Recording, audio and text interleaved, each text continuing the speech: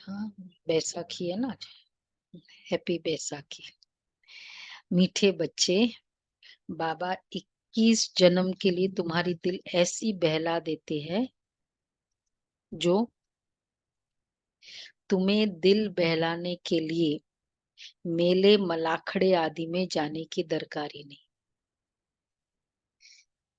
कि यहाँ जाए थोड़ा माइंड चेंज हो जाए। वो शब्द है ना, बोर हो रहे हैं। मेले मलाखड़े मतलब वो कहते हैं ना, लेन देन ऐसे, जैसे बाबा जी उस तरह से। मलाखड़ा कुछ ऐसे वर्ड नहीं है, एक उसका करोलरी है वैसे। अच्छा, प्रश्न है, जो बच्चे अभी बाप के मददगार बनते हैं उनके लिए कौन सी गारंटी है? गारंटी है सदगति। वो तो सबको ही होगी ना। सदगति की गारंटी तो सबके लिए है। गति सदगति दाता है वो तो। अभी अभी आपने कहा ना 21 लेकिन जो जन्मों के जो लिए। अभी बाप के मददगार बनते हैं तो उनके लिए बहुत अच्छी बात बाबा कह रहे हैं। दीदी अभी आपने कहा बहुत ही 21 जन्मों के पावरफुल। लिए, 21 जन्मों के लिए सदगति। अभी भी 21 आपने कहा जन्मों के 21 लिए। जन्मों के लिए, हाँ। अच्छा, साथ ले जाएंगे। हाँ, उससे ही कनेक्शन है। मुरली पड़ी होगी ना। इतना एक्यूरेट तो नहीं हो सकता। चलो, श्रीमत पर राजधानी स्थापन करने में मददगार बनने वाले बच्चों के लिए गारंटी है, उन्हें कभी काल नहीं खा सकता। अच्छी गारंटी कर रहे हैं। अर्थात सत्यु की राजधानी में तो कभी अकाल मृत्यु हो ही नहीं सकती। मतलब वही है कि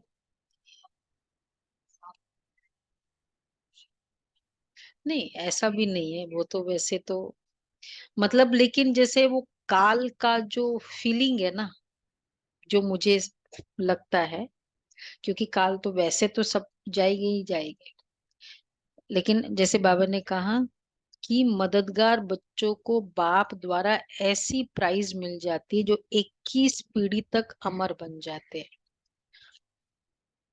मतलब अभी भी जो उसकी वो आत्मा जैसे भी शरीर छोड़ेगी, आत्मा शक्तिशाली बन के छोड़ेगी। यही है ना अमर। हाँ। हम्म। प्रेजेंट में काल न खाए। फीलिंग नहीं है, हाँ, काल वाली फीलिंग नहीं है। हम्म। ओम शांति। बने बनाए सृष्टि चक्र अनुसार कल पहली मुआफिक शिव भगवान वाच। अब अपना परिचय तो बच्चों को मिल गया, बाप का भी परिचय मिल गया। बेहद के बाप को क्या परिचय मिला? बने बनाए सृष्टि चक्र अनुसार कल पहले मुआफिक। बाबा 5,000 हूबहू ड्रामा रिपीट होता है वो याद दिलाते हुए शिव भगवान वाच। बेहद के बाप को तो जान लिया, और बेहद के सृष्टि के आदि मध्य अंत को भी, अंत का भी, अंत को भी जान लिया। नंबरवार पुरुषार्थ अनुसार कोई अच्छी रीति जान जाते जो फिर समझा भी सकते, कोई अधूरा, कोई कम। जैसे लड़ाई में भी कोई कमांडर चीफ, कोई कैप्टन, कोई क्या बनते हैं। राजाई की माला में भी कोई साहूकार राजा, कोई गरीब प्रजा। नंबरवार है। बच्चे जानते बरोबर हम खुद श्रीमत पर, सृष्टि पर श्रेष्ठ राजधानी स्थापन कर रहे हैं, कि जितनी जितनी जो मेहनत करते हैं उतनी उतनी बाप से प्राइज मिलती है। आजकल शांति के लिए राय देने वाले को भी प्राइज मिलती है। पीस प्राइज किसको मिलती है? पीस स्थापन करने के लिए नहीं, आपने प्रयास किया बस उसके लिए। वो उनको, तुम बच्चों को भी प्राइज मिलती है। जितनी वो उनको नहीं मिल सकती, हमको जो पीस प्राइज मिलती है। हमारी प्राइज है, हमारी पीस प्राइज है। हाँ, तो वो उनको नहीं मिल सकती है। उनको हर चीज अल्पकाल के लिए मिलती है, अवार्ड मिल जाएगा। वैसे वो करते ही अवार्ड के लिए ही है।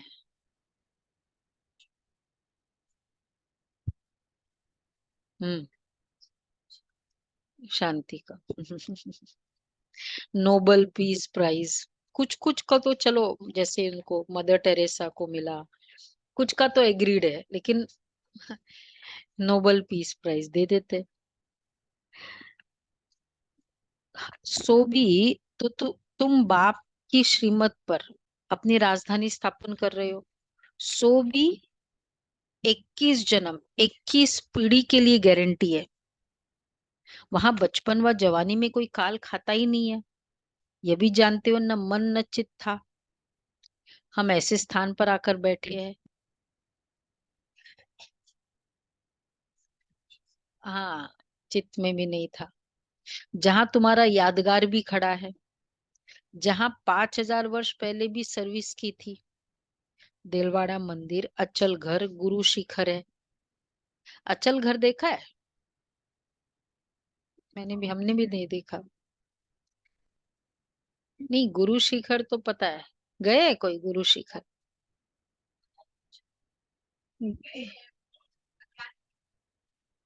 नहीं गए हैं ना, वो तो यही पूछ रहे हैं। नहीं, उसके ऊपर है गुरु शिखर। अचल घर थोड़ा है। माउंट में है ना। हम्म। आगे। तो अचल घर का भी राज तुम समझ गए हो। सतगुरु भी ऊंचे थे उच्च गुरु शिखर। इधर ही देखो, माउंट में ही उसका यादगार है, गुरु शिखर। गुरुओं का भी जो शिखर है वो यहाँ बैठा है। और अचल घर, तो सदगुरु भी ऊंचे ते ऊंचा मिला है, तो उसमें यादगार अचल घर में क्या है? शिवलिंग है।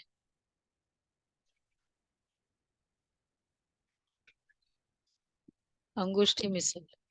अच्छा, शिव जी का मंदिर ही है, अचल घर नाम रख दिया। क्यों न अचल घर रखा फिर? शिवलिंग से कनेक्टेड रखते हैं ना। अचलेश्वर। अच्छा। तो अचल घर का राज भी तुम समझ गए हो, वह हुई घर की महिमा। तुम ऊंचते ऊंच पद पाते हो अपने पुरुषार्थ से। यह है वंडरफुल तुम्हारा जड़ यादगार। वहां ही तुम चैतन्य में आकर बैठे हो। यह सब है रूहानी कारोबार। जो कल्प पहले चली थी, उनका पूरा यादगार यहाँ है। नंबर 1 यादगार है। जैसे कोई बड़ा इम्तिहान पास करते हैं तो उनके अंदर खुशी, रौनक आ जाती है। फर्नीचर पहरवाइश कितनी अच्छी रखते हैं। तुम तो विश्व के मालिक बनते हो। तुम्हारे से तो कोई भेंट ही नहीं कर सकता।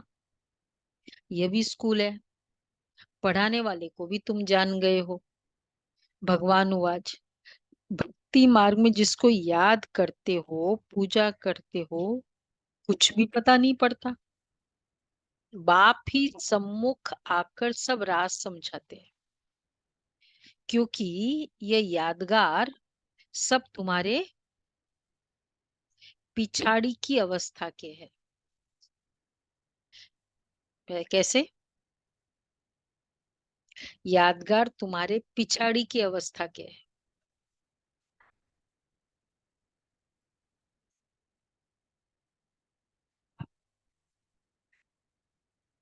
लास्ट में, लास्ट में हमारा जो यादगार स्थिति हो जाएगी ना। हम्म। तो अभी का जो लास्ट होगा, ब्राह्मण जीवन का भी तो बचपना है ना, पहले बचपन है, बड़े होते हैं फिर। तो तुम्हारे पिछाड़ी की अवस्था, पिछाड़ी मतलब पीछे नहीं, आगे, लास्ट। अभी रिजल्ट नहीं निकली है। जब तुम्हारी इस अवस्था संपूर्ण बन जाती है, उनका फिर भक्ति मार्ग में यादगार बनता है। ठीक है, तो आज की मुरली का सॉल्यूशन, एक आंसर मिला है। क्विज की है ना। यादगार की बात है, जैसे रक्षाबंधन का यादगार होता है। जब पूरी पक्की राखी बांध हम अपना राज्य भाग्य ले लेते हैं, तब फिर यादगार नहीं मनाते, तब तक मनाते रहते। इस समय तुमको सभी मित्रों का अर्थ समझाया, सभी मंत्रों का अर्थ समझाया है, ओम का अर्थ समझाया है। ओम का अर्थ नहीं बताए, नहीं कौन है ओम का अर्थ? बोलो राज भाई, ओम का अर्थ। आचरण, आचरण, उच्चारण और मन तीनों संत। हाँ, अ उ म। म। हम्म, एक तो ये है आचरण उच्चारण मनन, और दूसरा मीनिंग अहम आत्मा, वो तो ठीक है, वो तो भक्ति में भी बोलते हैं। ओम, ओम का अर्थ, ये तो एक्चुअली हमारे बीकेज ने इंटरप्रेट किया ये। हाँ, क्यूबर, ओम का अर्थ। हाँ, वो तो ब्रह्म के लिए लेते हैं। हम लोग कैसे करते हैं?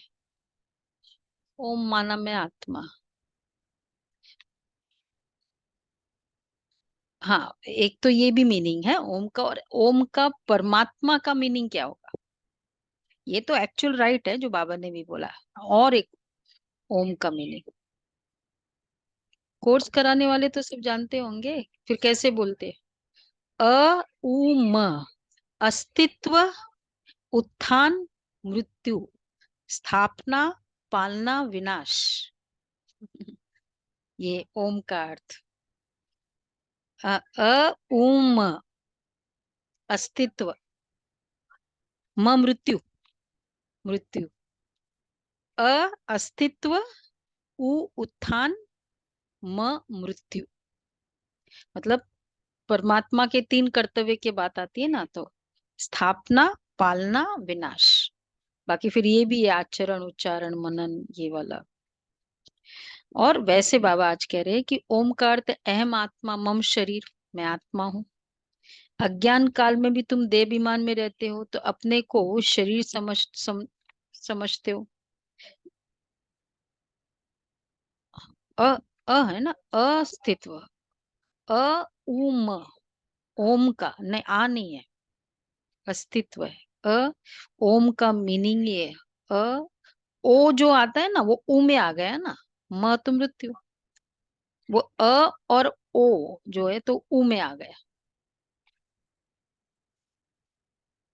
तो उसका अगर सांस्कृतिक ग्रामेटिकली उसको डिवाइड करते तो इस, हाँ, संधि विच्छेद में ऐसे ही आता है। हाँ, तो अज्ञान काल में भी तुम देह अभिमान में रहते हो तो अपने को शरीर समझते हो। दिन प्रतिदिन भक्ति मार्ग नीचे गिरता जाता है, तमो प्रधान बनता जाता है। हर चीज पहले सतो प्रधान होती है, भक्ति भी पहले सतो प्रधान थी। जब एक सत शिव बाबा को याद करते थे, सतो प्रधान भक्ति कब थी? ओनली जब अव्यभिचारी भक्ति थी। कितने साल रही होगी अव्यभिचारी भक्ति?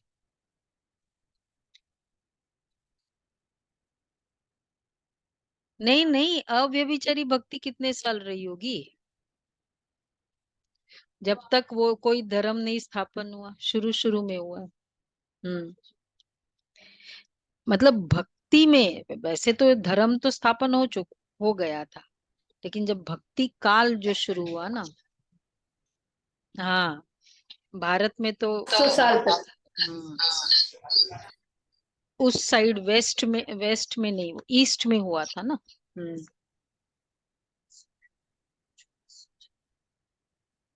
हम्म,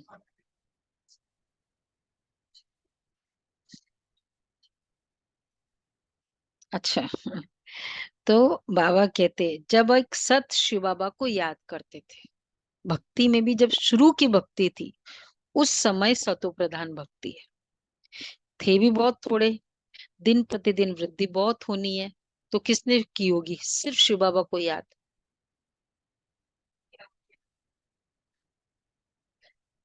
हम लोगों ने जो भी शुरू शुरू में, सतयुग में भी जो शुरू में आए, ज्ञान में भी जो पक्के निकले थे, वही करेंगे। उनको ही ग्रेटिट्यूड होगा कि बाबा का, भगवान तुमने कुछ किया था मेरे लिए। दिन प्रतिदिन वृद्धि बहुत होनी है। विलायत में जास्ती बच्चे पैदा करते तो उनको इनाम मिलता है। बाप कहते काम महाशत्रु है। सृष्टि की बहुत वृद्धि हो चुकी है, अब पवित्र बनो। तुम बच्चे सृष्टि के आदि मध्य अंत को अब बाप द्वारा जान चुके हो। सत्युग में भक्ति का नाम निशान ही नहीं। अभी तो कितनी धूमधाम है, मेले मलाकड़े बहुत लगते हैं, जो मनुष्य जाकर दिल को बहलाए। तुम्हारा दिल तो बाप आकर बहलाते हैं 21 जन्मों के लिए, जो तुम सदैव बहलते रहते हो। इच्छा नहीं होती ना यहाँ जाओ, ठीक है, सेवार्थ जाना होता है वो अलग बात है। बाबा के स्थानों को देखना होता है वो भी एक अलग बात है। सेवाओं को देखते हैं। तुमको कभी मेले आदि में जाने का ख्याल भी नहीं आएगा। हाँ, टेकन फॉर ग्रांटेड। अगले साल होने वाला है ना कुंभ मेला। भाई बहुत सारे मेले, दिवाली मेला, ये मेला। बाबा कहते नहीं ख्याल आएगा पक्का। बाबा इज राइट। अपनी इच्छा से तो नहीं जाते ना। हाँ, वो तो मतलब फिर अपना तो दिल नहीं करेगा। हाँ, सेवा के लिए, पर वो एक्चुअल सेवा हो, कहीं कहीं वो मिक्स भी हो जाता है ना, वो देखना होता है अपना। कहाँ भी मनुष्य जाते सुख के लिए। तुमको कहाँ पहाड़ों पर जाने की दरकार ही नहीं। No outing this summer. हाँ, तो हम भी वहां होते तो नहीं जाते। वहां वाले देखो टूर करते हैं। तो तुमको पहाड़ों पर भी जाने की जरूरत नहीं, ठीक है ना, नो आउटिंग। यहाँ देखो कैसे मनुष्य मरते हैं। मनुष्य तो सत्युग कलयुग स्वर्ग नरक को भी नहीं जानते। तुम बच्चों को तो पूरा ज्ञान मिला है। बाप नहीं कहते कि मेरे साथ तुमको रहना है। तुमको घर बार संभालना है। बच्चे जुदा जुदा तब होते जब कोई खिटखिट होती है। फिर भी तुम बाप के संग रह नहीं सकते हो। सब सतो प्रधान बन ही नहीं सकते। कोई सतो, कोई रजो, कोई तमो अवस्था में भी है। सब इकट्ठे तो रह नहीं सकेंगे। ये राजधानी बन रही है। जैसी जैसी अभी हमारी सिंसेरिटी है ज्ञान में, उतना वहां एंट्री है। उस पीरियड में एकदम सिंसियरिटी वाले स्टार्टिंग में आएंगे, बीच वाले फिर सारे वैसे होंगे। तो बाबा कहते हैं कोई सतो, कोई रजो, कोई तमो अवस्था में भी है। सब इकट्ठे तो रह भी नहीं सकेंगे। राजधानी बन रही है। जो जितना जितना बाप को याद करेंगे उस अनुसार राजधानी में पद पाएंगे। किया होमवर्क सभी ने? एक ही तो था। कितना बाप को याद किया, लिखा ना पोता मेल बाबा ने का। हाँ, खुशी हुई होगी। चलो नहीं खुशी, पोता मेल लिखना ये भी अच्छा किया। मतलब उतनी हम अपने तरफ से सिंसियर है। मिस्टेक्स को एडमिट करने की भी तो मार्क्स है, उसके भी बहुत मार्क्स। तो बाबा कहते हैं तो हाँ, तो वो एक बार लिखोगे ना खुद को ही अच्छा नहीं लगेगा कि अरे बाबा मैं क्या लिख रही हूँ। बाबा को अपने आप ही इम्प्रूव, इसलिए ये लिखने में बहुत फायदा होता है। तो बाबा कहते हैं तो उस अनुसार राजधानी में पद पाएंगे। मुख्य बात है ही बाप को याद करने की। जब बाप स्वयं बैठ ड्रिल सिखलाते हैं, ये है डेड साइलेंस। तुम यहाँ जो कुछ देखते हो उनको देखना नहीं है। देह सहित सबका त्याग करना है। तुम क्या देखते हो? एक तो अपने घर को और पढ़ाई अनुसार जो पद पाते हो, उस सत्युगी राजाई को भी तुम जानते हो। जब सत्युग है तो त्रेता नहीं है, त्रेता है तो द्वापर नहीं है, द्वापर है तो कलयुग नहीं। अब कलयुग भी है, संगम युग भी है। भल तुम बैठ पुरानी दुनिया में हो, परंतु बुद्धि से समझते हो हम संगम युगी है। संगम युग किसको कहा जाता है ये भी तुम जानते हो। पुरुषोत्तम वर्ष, पुरुषोत्तम मास, पुरुषोत्तम दिन भी इस पुरुषोत्तम संगम पर ही होता है। पुरुषोत्तम दिन कौन सा होता है? भक्ति मार्ग में अधिक मास है, पुरुषोत्तम दिन। मैंने भी देखा, कोई इसमें भी नहीं पता चला, गूगल में भी नहीं पता चला। पुरुषोत्तम दिन भी इस पुरुषोत्तम संगम पर ही होता है। पुरुषोत्तम बनने की घड़ी भी इस पुरुषोत्तम युग में ही है। ये बहुत छोटा लीप युग है। तुम लोग बाजोली खेलते हो जिससे तुम स्वर्ग में जाते हो। बाबा ने देखा है कैसे साधु लोग अथवा कोई कोई बाजोली खेलते खेलते यात्रा पर जाते हैं। वही उसको दंडवती भी कहते हैं। उस तरह से भी हो जाता है ना वो। बाजोली तो बाबा नाम रखते, और उन लोग तो उसको दंडवती करते। वो पूरे इसके छाले छाले हो जाते इधर।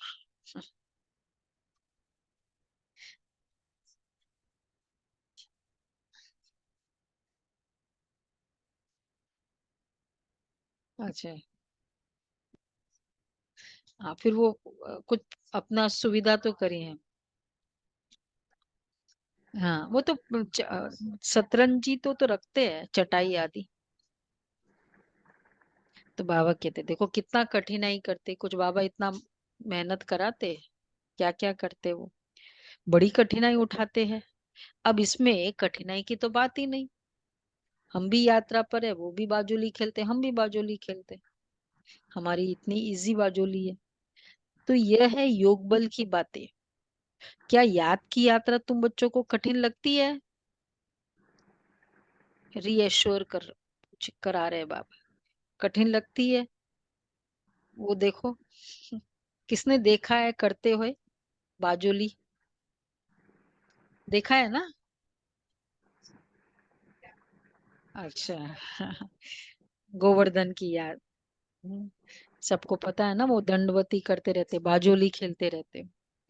7 कोस पूरा, मतलब उनको 1 मंथ लगता है, वो करते करते जाते हैं। तो बाबा कहते हैं, तो क्या याद की यात्रा तुम बच्चों को कठिन लगती है उसके कंपैरिजन में? नाम तो बहुत सहज रखा है, कहाँ सुनकर डर न जाए। कहते बाबा हम योग में नहीं रह सकते। अच्छा, बाबा फिर हल्का कर देते।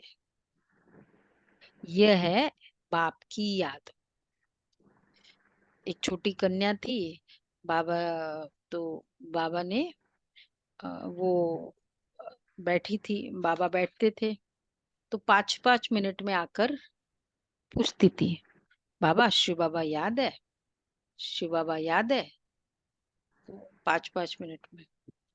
तो हृदय पुष्पा दादी का ये अनुभव है। तो उसने उनको, एक बार बैठे थे तो ये बात आ रही है। बोला बड़ा अच्छा खराब लगता था, बाबा को पूछ रहे।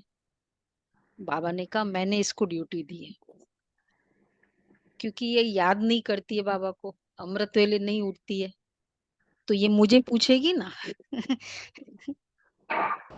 तो खुद को याद रहे। तो बाबा कहते, बाबा देखो कितना निर्माण चित्त। बाबा फिर हल्का कर देते, ये बाप की याद है। याद तो सब चीजों को किया जाता है। बाप कहते अपने को आत्मा समझो। तुम बच्चे हो ना, ये तुम्हारा बाप भी है, माशूक भी है। सब आशिक उनको याद करते। एक बाप अक्षर भी काफी है। भक्ति मार्ग में तुम मित्र संबंधियों को याद करते, फिर भी हे प्रभु हे ईश्वर जरूर कहते हो। सिर्फ पता नहीं कि वह क्या चीज है। आत्माओं का बाप तो परमात्मा है, इस शरीर का बाप तो देहधारी है। आत्माओं का बाप अशरीरी है, वह कभी पुनर्जन्म में नहीं आते हैं, और सभी पुनर्जन्म में आते हैं। इसलिए बाप को ही याद करते हैं। जरूर कभी सुख दिया है, उनको कहा जाता है दुख हरता सुख करता। परंतु उनके नाम रूप देश काल को ही नहीं जानते हैं। जितने मनुष्य उतनी बातें, अनेक मत हो गई है ना। बाप कितना प्रेम से पढ़ाते हैं। वह है ईश्वर, शांति देने वाला। कितना उनसे सुख मिलता है। एक ही गीता सुनाकर पतितों को पावन बना देते। तो प्रवृत्ति मार्ग भी चाहिए ना। इसलिए बाबा हमेशा कहते गीता है प्रवृत्ति मार्ग का शास्त्र। वैसे भी, इसलिए गीता का रेफरेंस हर कोई देते हैं, विशेषकर प्रवृत्ति में।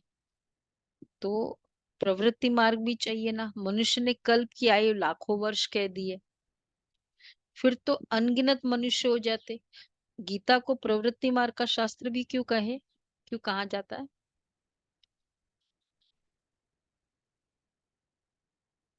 कर्म योग का वर्णन सिर्फ गीता में है। भक्ति योग, ज्ञान योग, समाधि बाकी सब जैसे शास्त्रों में है, योग वशिष्ठ है, लेकिन कर्म योग का वर्णन ये शास्त्र में। तो मनुष्य ने तो कल्प की आयु लाखों वर्ष कर दी है, ये नॉलेज तुमको अभी मिलती है, फिर प्रायः लोप हो जाती है। चित्र तो है ना जिनकी पूजा होती है, कितना एक्यूरेट वर्ड है, प्रायः लोप। प्रायः लोप मतलब सुलभा बेन, प्रायः लोप वो हूबहू है, प्रायः लोप। विलीन हो जाते, विलीन हो जाते। हिडन, हिडन, हिडन है, मतलब वो है, प्रायः लोप, लोप हो गया है, वो दिखाई नहीं दे रहा है।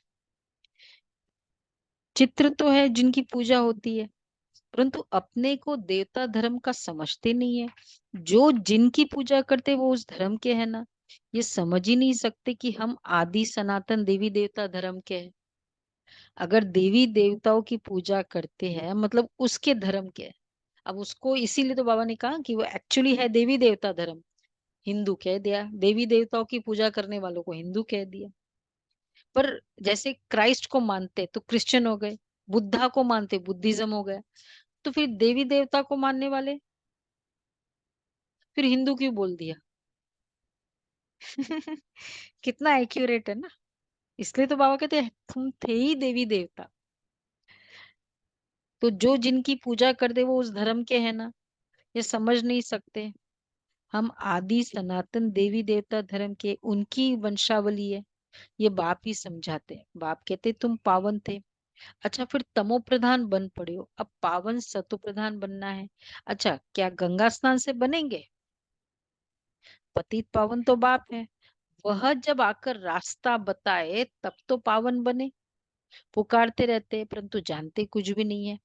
आत्मा पुकारती है ऑर्गन्स द्वारा कि हे पतित पावन बाबा, हमको आकर पावन बनाओ।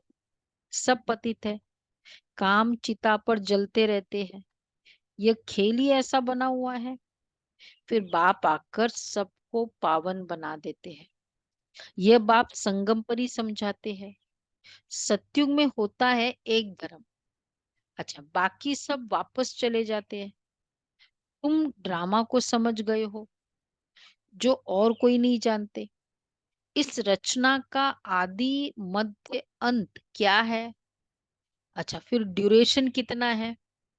एक ड्रामा को समझने के लिए भी क्या क्या चाहिए होता है? ड्रामा है, फिल्म है, तो अगर उसको समझने के लिए भी क्या क्या जानना जरूरी है? बेसिक, पहले तो बेसिक क्या?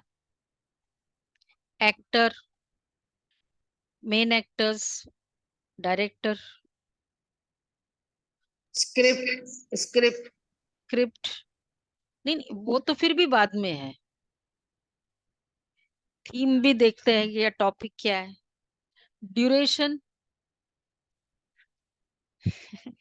ड्यूरेशन, ये पूरा, तो ये सब चीज चाहिए ना ड्रामा को समझ। ये सृष्टि नाटक शेक्सपियर ने अपनी बुक में लिख दिया, पर ये पता है एक्टर कौन है? ये सब कुछ लिखा, ड्यूरेशन नहीं लिखा। ये सृष्टि एक रंगमंच है, आधी नॉलेज रख दी। तो इतना ही लिखा, पर कुछ भाई ड्रामा है, फिल्म है, तो मेन तो एक्टर बताओ, और कुछ नहीं, कम से कम कास्टिंग तो बताओ। तो बाबा कहते हैं इसलिए इस रचना का आदि मध्य अंत क्या है? स्क्रिप्ट तो बहुत मुश्किल किसी को बताओ। ड्यूरेशन कितना ये तुम ही जानते हो। वह सब है शूद्र, तुम हो ब्राह्मण, तुम भी जानते हो नंबरवार पुरुषार्थ अनुसार।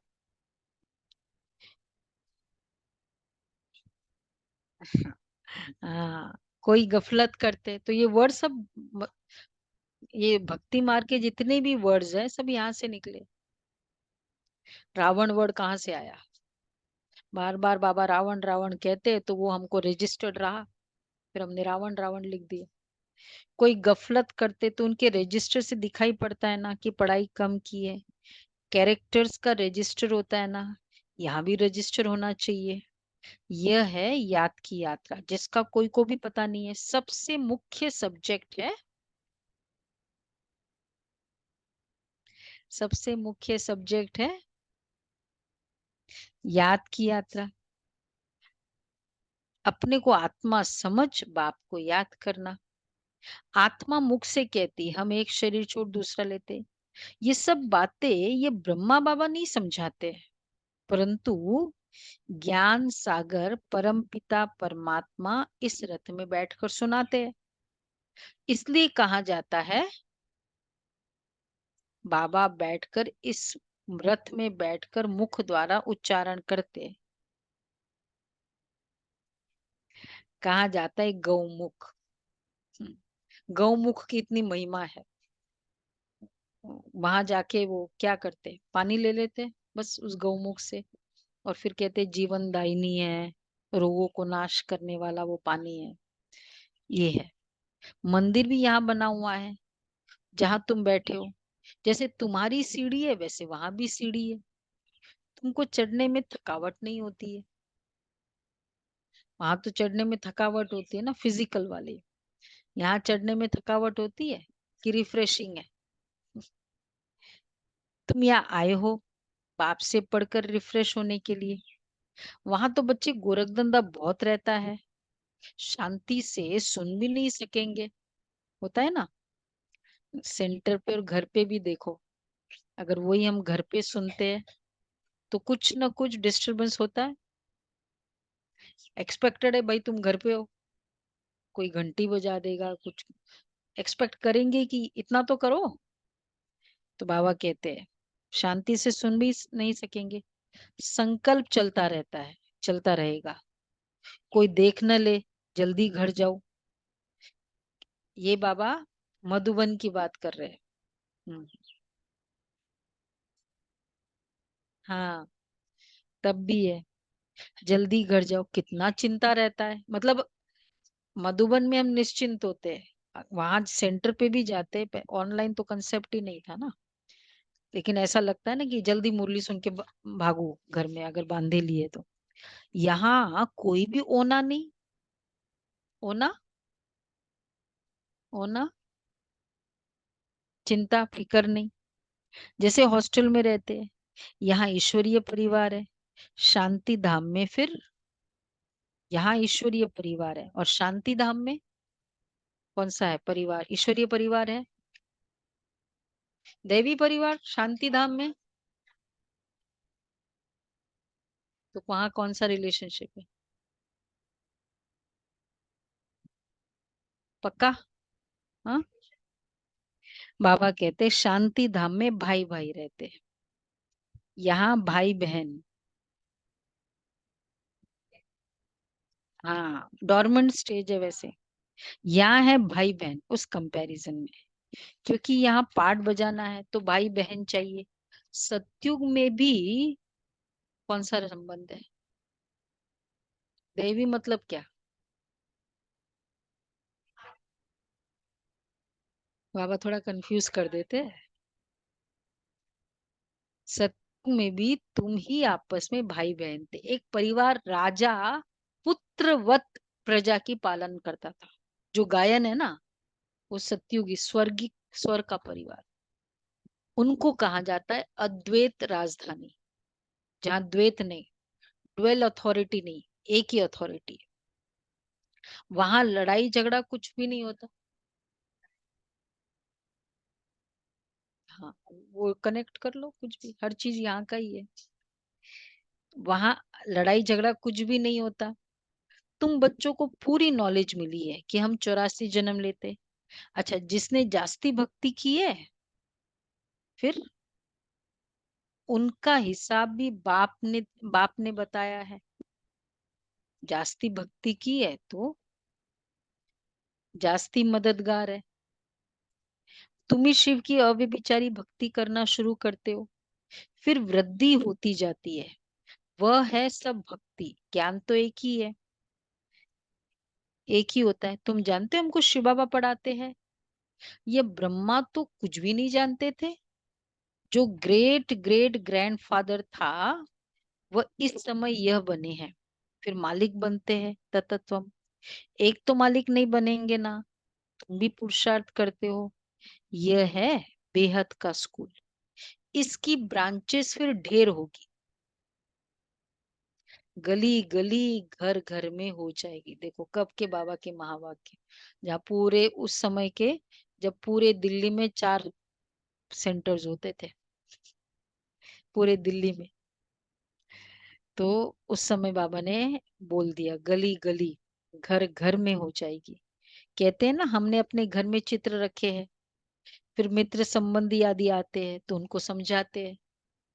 होता है सबके घर में। चलो और कुछ नहीं, एटलीस्ट बाबा का चित्र है, लक्ष्मी नारायण का चित्र है, उतना तो समझा सकते हैं। एक दो ऐसे चित्र होने भी चाहिए, जैसे परम धाम का हो गया, मतलब उसको कुछ समझाने के लिए कुछ रहेगा। स्वर्ग का हो गया, क्योंकि हमारा स्वर्ग का भी जो चित्र है ना यूनिक है। श्री कृष्ण भी बता दिया उसमें, लक्ष्मी नारायण भी बता दिया, फिर राजधानी भी बता दी। थोड़ा अलग टाइप का है ना। हाँ वो चित्र दिखाना, लक्ष्मी नारायण है चित्र। हाँ दिखाना। कहते अपने हाँ कहते हमने अपने घर में चित्र रखे हैं। जो इस झाड़ के पत्ते होंगे वो आ जाएंगे। उन्हों के कल्याण के लिए तुम करते हो। हम इसलिए चित्र रखते, कौन हमारे कुल के हैं। चित्रों पर समझाना सहज होगा। शास्त्र तो ढेर पड़े हैं, अब सब भूलने हैं। बाप है पढ़ाने वाला, वही सच्चा ज्ञान सुनाते हैं। देखो बाबा कहते हैं, जो यहाँ का होगा ना, और बाबा भी कैसे वेट करता था। एक बार कहाँ का भाई है, नारायण गांव पूना में, वो गीता पाठशाला पूना के साथ खुली थी। नारायण गांव गीता पाठशाला थी बाबा के सामने। तो वहाँ एक बच्चा था। तो उस दिन एक बार ये मधु सब लोग वहाँ के मधुबन जा रहे थे, तो वही अपना अनुभव सुना रहा था। 7-8 होते थे, 7-8 मतलब बहुत। तो उसने कहा, वो उसको 7 ही दिन हुए थे कोर्स कर, कि मुझे भी जाना है। बाबा का बहुत सुन रखा था वो, सब बाबा की महिमा तो सब बहुत करते थे ना। बाबा से मिलने जाना है, बाबा से मिलने जाना है, वो भी उछल रहा था। सब कहते हाँ हाँ लेके जाएंगे, लेकिन 1 साल बाद। अब वो 1 साल कौन रह सकता है। तो फिर उसने कहा नहीं नहीं। तो वो टीचर जो थी, निमित भाई था, मुस्लिम भाई था, इस्माइल भाई। तो उसने कहा कि नहीं, इसको लेके जाएंगे। बोला क्यों, इसको कैसे, कुछ धारणा भी करे, कुछ साल तो जाए। बोला नहीं, ये जनरल बच्चा नहीं है। क्यों, तो कहा कि जब ये एक एक दिन मैं बैठा था, मैं सोया हुआ था, और फिर सोया एकदम, जैसे कोई ने मेरी 3 बजे चद्दर खींची। तो सोचा कौन है, खींची चद्दर, सामने बाबा था, खड़ा था। बोला बच्चे उठो, आज एक विशेष बच्चा आने वाला है। तो फिर बाद में उस दिन फिर ये बच्चा आया, और जैसे ही वो आया तो उसने शुरू में अपना सुना कि मैं आते ही, जैसे वो वहाँ गीता पाठशाला में प्रवेश किया, वो तो मुझे आओ आओ वेलकम वेलकम, मतलब जैसे कोई वेट ही कर रहा हो। बोला तब मुझे पता चला कि वो मुझे क्यों ऐसे वेलकम की। बाबा कैसे बच्चों को चुन चुन के भेजते थे उस समय। तो बाबा कहते हैं, उन्हों के कल्याण के लिए तुम करते हो। जो इस झाड़ के पत्ते होंगे वह आ जाएंगे। शास्त्र तो ढेर है, अब सब भूलने हैं। बाप पे पढ़ाने वाला, वही सच्चा ज्ञान सुनाते हैं। अच्छा, मीठे मीठे सिखिल दे बच्चों प्रति, मात पिता बाप दादा का याद प्यार, गुड मॉर्निंग। रूहानी जी बाप बाप की के रूहानी बच्चों को नमस्ते। हम रूहानी बच्चों की रूहानी माँ पिता बाप दादा को याद किया। नमस्ते, गुड मॉर्निंग, शुक्रिया बाबा, प्यारा बाबा, थैंक यू बाबा, वाह बाबा वाह। धारणा के लिए सार है। डेड साइलेंस की ड्रिल करने के लिए यहाँ जो कुछ इन आंखों से दिखाई देता है उसे नहीं देखना है। तो आज हम ये ट्राई करेंगे। जो कुछ दिखाई देता है, देखते देखते कैसे कितनी बार ये फीलिंग आती है कि ये जाने वाला है, आग, बम्बोर को आग लगेगी। देह सहित बुद्धि से सबका त्याग कर अपने घर और राज्य की स्मृति में रहना है। देह सहित बुद्धि से सबका त्याग कर अपने घर और राज्य की स्मृति में रहना है। दूसरा है अपने कैरेक्टर्स का रजिस्टर रखना है। पढ़ाई में कोई गफलत नहीं करनी है।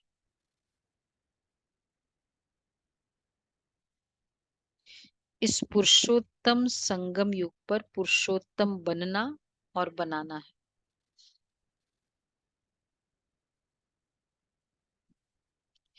अच्छा, वरदान है सदा सर्व प्राप्तियों से भरपूर रहने वाले, हर्षित मुख, हर्षित चित्त भव। जब भी कोई देवी या देवता की मूर्ति बनाते हैं तो उसमें चेहरा सदा हर्षित दिखाते हैं। तो आपके इस समय के हर्षित मुख रहने का यादगार चित्रों में भी दिखाते हैं। हर्षित मुख अर्थात सदा सर्व प्राप्तियों से भरपूर। जो भरपूर होता है वही हर्षित रह सकता है। अगर कोई भी अप्राप्ति होगी तो हर्षित नहीं रहेंगे। कोई कितना भी हर्षित रहने की कोशिश करे, बाहर से हंसेंगे लेकिन दिल से नहीं। आप तो दिल से मुस्कुराते हो क्योंकि सर्व प्राप्तियों से भरपूर हर्षित चित्त। स्लोगन है पास विथ ऑनर बनना है तो हर खजाने का जमा खाता भरपूर हो। संकल्प, मनसा, वाचा, कर्मणा, नहीं सॉरी, जो 8 खजाने हैं ना, हर खजाने का जमा खाता, संकल्प, श्वास, समय, वो सब। देखो शायद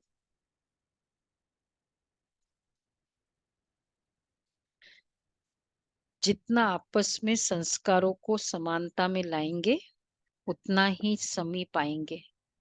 जैसे साकार रूप के संस्कार उपराम और साक्षी दृष्टा के रहे, यही साकार के संपूर्ण स्थिति के श्रेष्ठ लक्षण थे। इन संस्कारों में समानता लानी है। इससे ही सर्व के दिलों पर विजयी होंगे। और जो संगम पर सर्व के दिलों पर विजयी बनता है वही भविष्य में विश्व महाराजन बन। कितना एक्यूरेट है। उसके लिए चाहिए उपराम और साक्षी दृष्टा, उतना हम समी पाएंगे। और जितना ये है इवन किसी से भी समी पाने के लिए उपराम और साक्षी दृष्टा। और जो संगम पर है वो दिलों पर विजयी करेंगे, वही भविष्य। कल का था स्वीकार और सत्कार, और परसों का था मिटाना भुलाना। कुछ मिटाना पड़ेगा, कुछ भुलाना पड़ेगा, कुछ समाना पड़ेगा। ये परसों का था। हाँ, वो सब मिट जाए। ओके जी।